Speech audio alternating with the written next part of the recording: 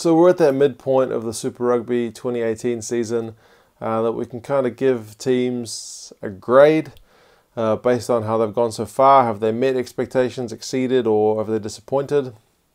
This is the kind of rankings of the teams as they currently sit on the table from 1 down through to 15. So I've had a quick look, thought about where they're at, given them a grade between A, B, C, and D. Yeah, it's just my opinion, so I don't mean a whole lot, but I thought I'd give it a go, and yeah, just see where all these teams are at, because yeah, some teams are chugging along as expected, and some teams have been really poor. So we'll start with the Sunwolves. You pretty much have to go with a D for these guys. You haven't got a win. They've only got 2 points. They've had a few hidings. I know they've pushed the Lions in that one game, and they kind of didn't disgrace themselves against the Crusaders, but they've gotten a few hidings in their time, and they've had enough home games against enough other teams who aren't doing that well to perhaps be doing better than they are. I know it's kind of a new coach, and perhaps his name is part of the reason that I've given them a D. But Jamie Joseph, you know, he's had success in his coaching roles before, so I would have expected a squad coach by him to be doing better than they are, than just the 2 points. Hopefully he'll be able to get things right. They do seem to be on the improve, but they've got the Hurricanes this week, so one would think it's going to be difficult for them. Yeah. For the Blues, there's nothing else but a D for them. I know they've had injuries, but they also played the Chiefs when the Chiefs had injuries, and the Blues had a fairly full-strength squad at that stage and got beaten at home. So, still can't beat a New Zealand team. I mean, they had a victory over the Lions away, which was a bright spot, but their only other victories come against the Sunwolves. I mean, I guess at least they beat the Sunwolves this year. But a home loss against the Sharks by so many points was pretty disgraceful, and they've just otherwise looked poor. They've looked pretty lost against the other New Zealand teams who just look a cut above what they're doing. More questions about what's going on at the Blues. They just seem to not be able to get it right. Tana's in his 3rd year, and still seems much of the same at the moment, so it is a D for them. For the Reds, I'm going to say a B+. The Reds were just awful last year. They were a pretty hard team to watch. They've been on a bit of a losing run at the moment, but Brad Thorne has basically just overhauled the entire squad and brought in a bunch of young guys who've got very little experience at this level, and they've not been disgracing themselves. You know, they haven't been getting 50-point hidings every week. They've been troubling some teams, niggling some teams, not always able to get the results, but they've had a couple of close ones. They have been blown out a couple of times, but still, I think the progress is there, but it's more of a long-term thing for them. So we'll see how they go. They did have a good run of 3 wins, but we'll need some more in the second half of the season to kind of keep these young guys hopefully motivated, because I don't know, when you're that young, if you're losing too many games, it's going to affect your kind of your mental skill set as well as your physical one. So we'll see how they go. For the Stormers,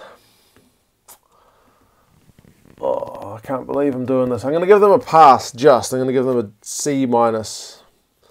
I would ordinarily give them a fat old D for being where they are on the table with that squad at this point of the season. But when I say that squad hasn't been there. You look at that team on paper and go, oh, yeah, he's not been playing, he's only played 1 game, he's out. It's just hard. I mean, I know as fans we kind of want guys, well, we want teams to be doing well, and we want them to be doing well now. But if you're playing with your 4th choice hooker away from home in Sydney and he stuffs up and gives away a game, what can you do as the coach? I guess you didn't want to be playing your fourth choice hooker, but you got no choice. So, yeah, pretty hard season for them. I still reckon they've got the worst schedule in Super Rugby this year. A poor record, but I feel like genuinely under different circumstances they could have or would have done better. But yeah, it's a reserved kind of C- for the minute. Because I remember John Plumtree had a really bad season with the Sharks once because they were decimated by injury and they sacked them, and I was like, that's ridiculous, they shouldn't do that. So I'm trying not to be a hypocrite with Robbie Fleck in this one. For the Brumbies, I think we'll give them a C. It's a new coach. He kind of talked up a bit about trying to get them to play more rugby because under Stephen Larkham, the previous coach, they played very safe. Tried to kick the ball long and rely on their maul and other set piece moves to try and gain ground. And there was talks of kind of moving away from that game to being a more balanced side. I don't think they're there yet. They still seem pretty poor in some of their performances. But every now and again, they'll put it together and make you think that they're on the right track. So, as a first-year coach, it's not his team. He's not built it. He's kind of working with what's been given to him. He's had probably only very little influence. So, I'll give him a bit of time. Again, I'm not giving Jamie Joseph much time in that, am I? Because it's his first year as well. But he's brought in a lot of players, and you'd have to think he was a part of the guy signing them. So, for the Brumbies, I'm still going to give them more time, but second half of the season will have to be better than the first, I think. Otherwise, we'll be giving him a worse grade come the end of the season. For the Jaguares, I'm also going to go a C. The expectations are always going to be high with the Jaguares because we're always going to say this is pretty much the Argentinian national team. Why aren't they better than they are? Because they're not in a playoff spot. And you look at that squad and you think they should be in a playoff spot. But they're still not. Mario is getting it right, maybe. They seem to be... There have been weeks when they've been really bad and then other weeks when they've been okay. I know he's kind of got internal politics to deal with as well as part of his role. So I believe the guy's got the respect, the reputation to kind of have enough influence over things to get them the way he wants them. And I believe once he gets them the way he wants them that they'll do better. But for now, it's a long-winded C. For the Sharks,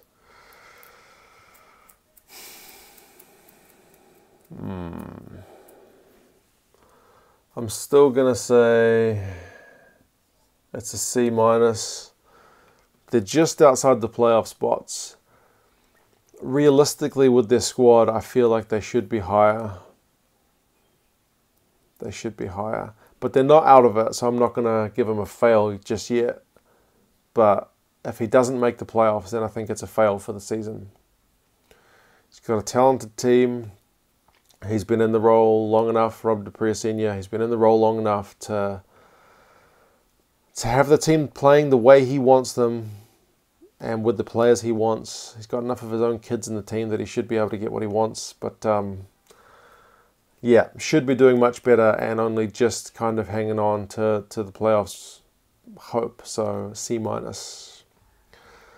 the Bulls, I think you definitely have to give them an A. They've turned things around really well. John Mitchell, who's a pretty controversial coach, especially in New Zealand, he's always criticised for some of his quirky behaviour, but for now, he's having some success. The Bulls squad definitely look better than last year. They're playing more attractive rugby. They're throwing the ball around. And just generally a fun team to watch at the moment and on a good run of form. So the tour was pretty hard on them, but they got over that. They've beaten the Hurricanes, which nobody else has managed to do. So, A. The Rebels, say A-. They were the worst team in Super Rugby last year and they're currently in a playoff spot, so you can't be too hard on them. but you would argue it's pretty much half the Western Force team, so it's not like they just naturally got better. They just got an influx of new players, so they should get better. But he's done the job with what he's got. Like, it was never going to be a shoo-in that you get these players and you're suddenly going to be a playoff team. But yeah, Dave Wessels, great starting run for the season. Petered off a little bit. If he can get things back on track and they can qualify for the playoffs, I think you give them an A for the end of the season. But yeah, pretty good from what we've seen from them so far. Second half of the season will be interesting once that kind of early season bump is kind of worn off, as it seems to be doing now. For the Highlanders, I think we go B+. So it's a new regime. Aaron Major's taken over. He's not tried to reinvent the wheel. They're still playing kind of Highlander style rugby at the minute.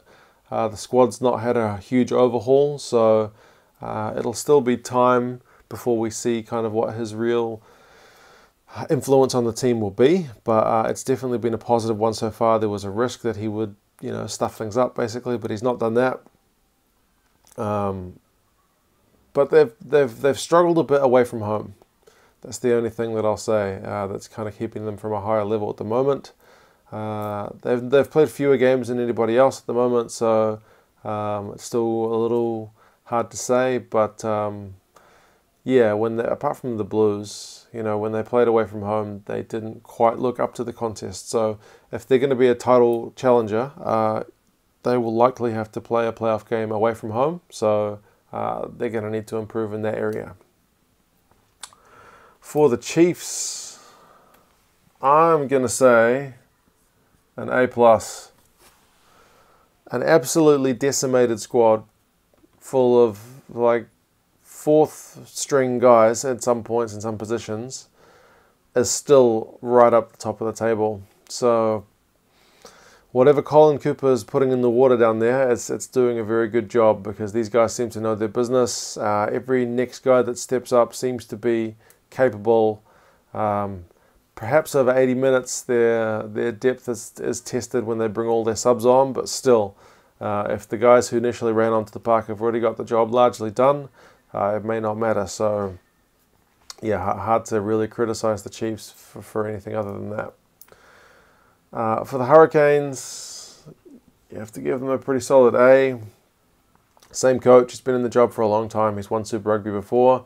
His last season, his team are doing the business. They lost an early game against the Bulls, in which they were a bit poor, and they struggled a bit against the Sharks, but still got the job done. So it's just the Hurricanes doing what they're doing. It's kind of them meeting expectations without really blowing us away totally.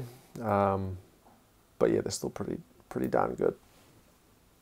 The Waratahs, I'll give them a B. He's improved from last year, but last year was terrible. So that's kind of to be expected and much needed. They're top of the Aussie Conference, which is good. They've got a bunch of Kiwi teams to play, which will be interesting. If they can get a win over one of them, especially the Blues, that will be very good, because they will take a bit of a monkey off the back. But yeah, they're still prone to the odd poor performance, like against the Lions and against the Jaguares. So perhaps when they're not playing franchises with a cat emblem, they perform better. But yes, the Waratahs probably still should be better than they are, but definitely improved on last season, so I'll give them a decent grade. The Crusaders, I think you pretty much have to give them an A. They've been playing with a lot of injured guys as well. I mean, Moonga hasn't played for a long time, and he's their top choice fly half. They haven't been playing with Franks and Dag and Reed, and the list goes on of players that they've not had available, and yet they're still top of the New Zealand Conference. So yeah, the Crusade just goes on. They're such a machine of a team. Just doing what they do. They're looking like a real title contender this season. For the Lions, lastly, I'm going to give them a B. So new coach, Swiss de Brain. Again, kind of like Aaron Major at the Highlanders, hasn't tried to reinvent the wheel. He's had his own injury problems to deal with.